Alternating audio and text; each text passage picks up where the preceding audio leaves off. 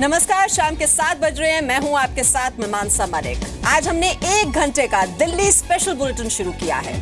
6:30 बजे आपने विदेशी रिपोर्टर ऑटो वाले बाबू के नजरिए से हल्के फुल्के अंदाज में दिल्ली का हाल देखा, दिल्ली की गलियां और दिल्ली की सड़कों पर लोगों की समस्याएं देखी।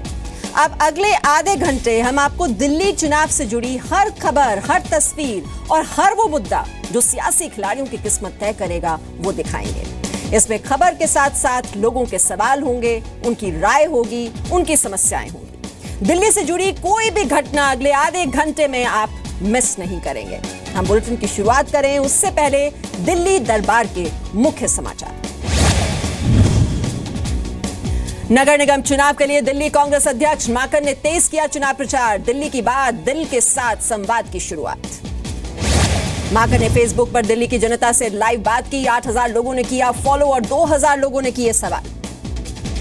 बीजेपी के पार्षद चंद्र प्रकाश ने कांग्रेस ज्वाइन की। गोविंदपुरी से बीजेपी के पार्षद थे चंद्र प्रकाश। पिछला चुनाव निर्दलीय जीतने के बाद चंद्र प्रकाश ने बीजेपी ज्वाइन की थी। मौजूदा पार्षदों के टिकट काटने के ऐलान के बाद चंद्र प्रकाश ने कांग्रेस ज्वाइन की।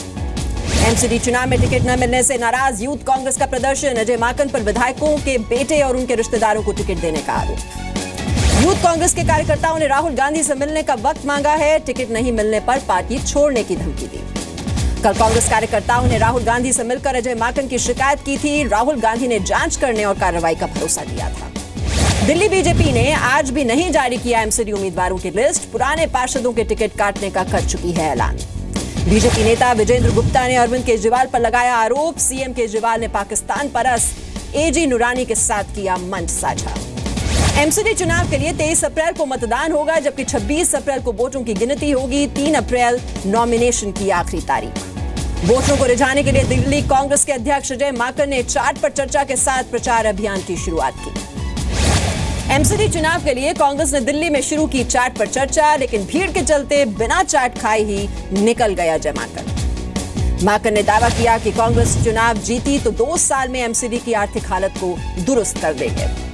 एमसीडी को लेकर दिल्ली सरकार पर दोहरा रुख अपनाने का आरोप। मनोज तिवारी का दावा, केजरीवाल सरकार ने संपत्ति कर बढ़ाने के लिए नगर निगमों को लिखी थी चिट्ठी। दिल्ली में बीजेपी संसदीय दल की बैठक। अरुण जेटली ने सांसदों को लोकसभा में पेश जीएसटी के 4 बिल की जानकारी। तो चलिए शुरुआत करते हैं दिल्ली दरबार की। दिल्ली में एमसीडी चुनाव होने वाले हैं। बीजेपी अध्यक्ष अमित शाह से लेकर राहुल गांधी और अरविंद केजरीवाल सब ने चुनाव प्रचार की शुरुआत कर दी है। सवाल यह है कि आखिर दिल्ली एमसीडी चुनाव में ऐसा क्या खास है कि सारे बड़े महारथी एमसीडी पर कब्जा करना चाहते हैं। रिपोर्ट देखिए आप। दिल्ली दिल्ली दिल्ली दिल्ली दिल्ली दिल्ली दिल्ली दिल्ली दिल्ली दिल्ली दिल्ली दिल्ली। दिल्ली का वो चुनाव जिसका सीधा सरोकार आपकी रोजमर्रा की जिंदगी से है।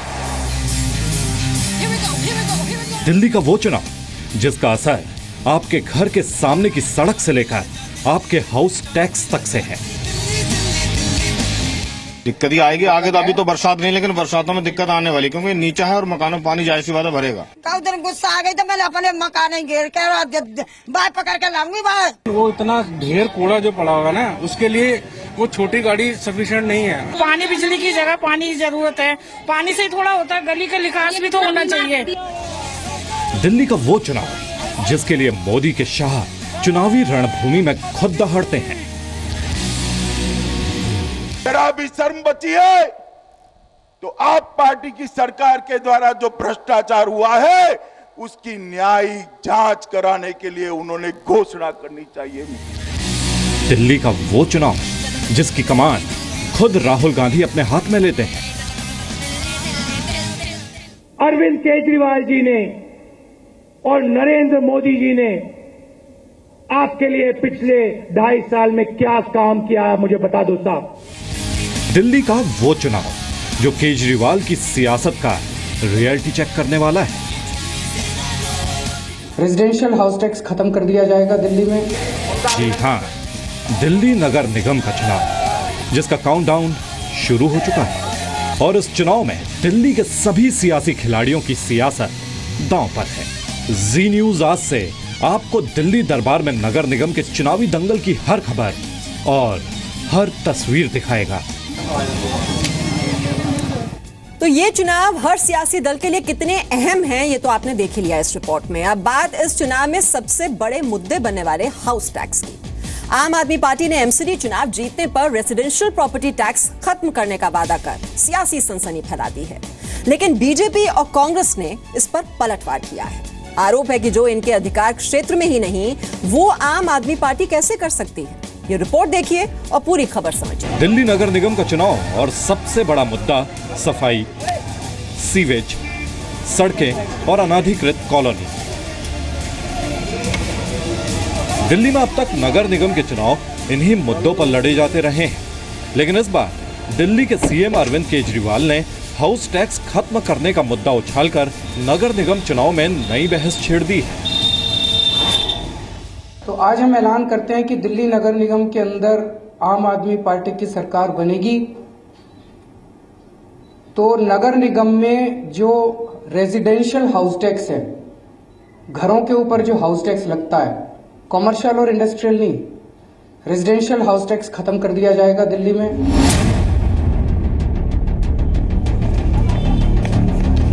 दरअसल दिल्ली में घर होना जैसे एक बड़ा मुद्दा है, उसी तरह हाउस टैक्स भी इस चुनाव में बड़ा मुद्दा बन सकता है। और इसी बीच अरविंद केजरीवाल का ऐलान सामने आ चुका है, लेकिन जिस चुनाव की कमान हर पार्टी में बड़े नेताओं ने अपने हाथों में ले रखी हो, वहां एक दिन मुद्दा बनता है तो दूसरे दिन उसकी हवा निकाल दी जाती है। केजरीवाल के हाउस टैक्स खत्म करने के वादे का भी ऐसा ही कुछ हुआ। कांग्रेस और बीजेपी ने केजरीवाल पर सीधा हमला बोला और पूछा, जो काम आपके अधिकार क्षेत्र में नहीं है वो काम आप कैसे कर सकते हो।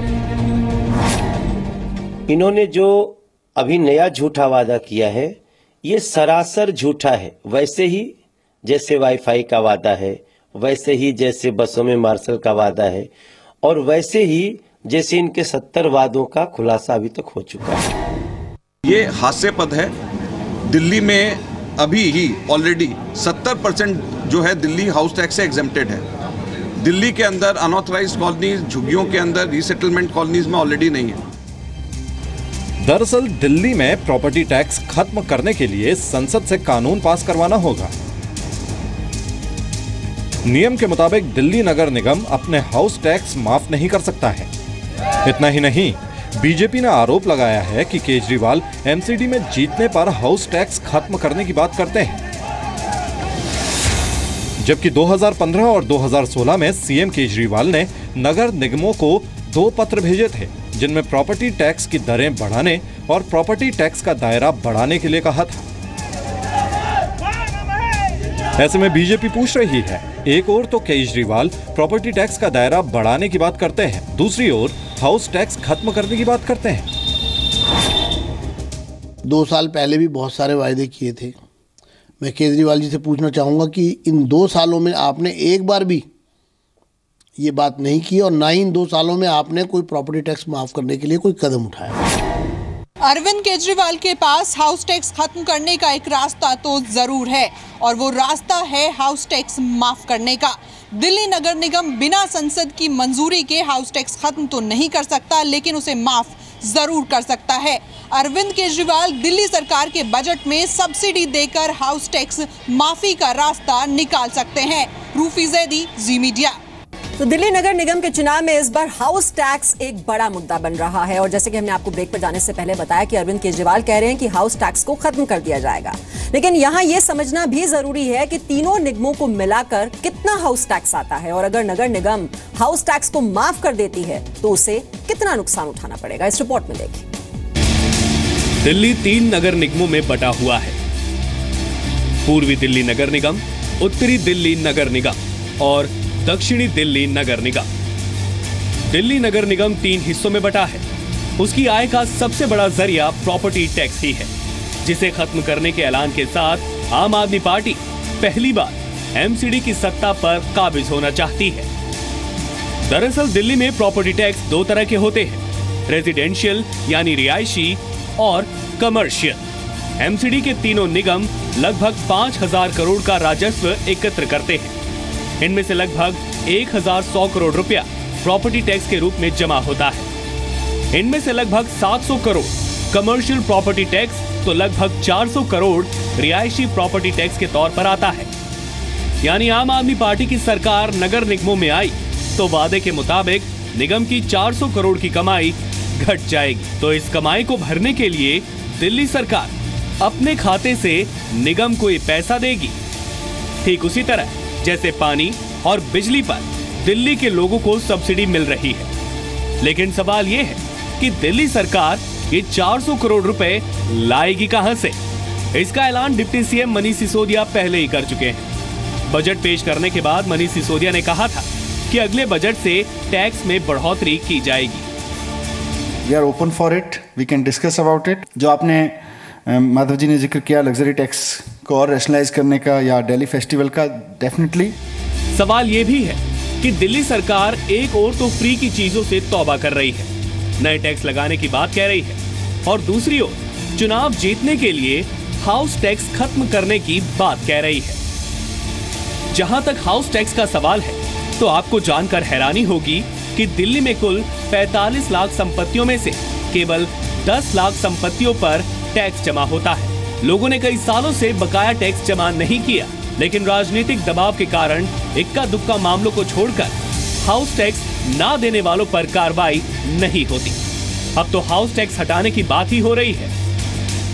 लोगों को, दिल्ली की जनता को भ्रमित करके कि मैं हाउस टैक्स माफ़ करूंगा, और जो जहां हाउस टैक्स लगता ही नहीं, कल को कहने लग जाए मैं रीसेटलमेंट कॉलोनी के अंदर नहीं लूंगा, मैं अनऑथराइज कॉलोनी में नहीं लूंगा, अर्बन विलेज में नहीं लूंगा, रूरल विलेज में। वो तो अब भी पास है, हमने शासन में, हमारे कांग्रेस के शासनकाल के अंदर हमने कर रखा है। कॉर्पोरेशन के अंदर मुख्य सूत्र जो है हाउस टैक्स है, और कॉर्पोरेशन चलेगी कैसे? तुम पैसे दे नहीं रहे, तुम कह रहे मैं पैसे दूंगा नहीं, कहाँ से तनख्वाह मिलेगी, कहाँ से विकास के कार्य होंगे, कहाँ से सफाई होगी? हाउस टैक्स के मामले में बीजेपी केजरीवाल के ऐलान में खामियां तो ढूंढ रही है, लेकिन उसी की सत्ता वाली पूर्वी दिल्ली नगर निगम ने इस साल बजट में 50 गज में बने मकानों का हाउस टैक्स माफ किया था। हाउस टैक्स खत्म करने के पीछे आम आदमी पार्टी का तर्क है कि हाउस कलेक्शन में काफी भ्रष्टाचार होता है। भ्रष्टाचार के मुद्दे पर राजनीति में आई ये पार्टी अब भ्रष्टाचार के कारण टैक्स ही खत्म करने की बात कर रही है। सवाल ये है कि अरविंद केजरीवाल की सरकार टैक्स तो खत्म कर देगी, लेकिन वो 400 करोड़ रुपए कहां से लाएंगे जो टैक्स माफी में जाएंगे? रूफी जैदी, जी मीडिया। तो लोगों के घरों पर टैक्स लगेगा नहीं है तो देखने वाली बात है, लेकिन हाँ, इसके जरिए नेताओं ने अपने सपनों के घर बनाने की शुरुआत जरूर कर दी है।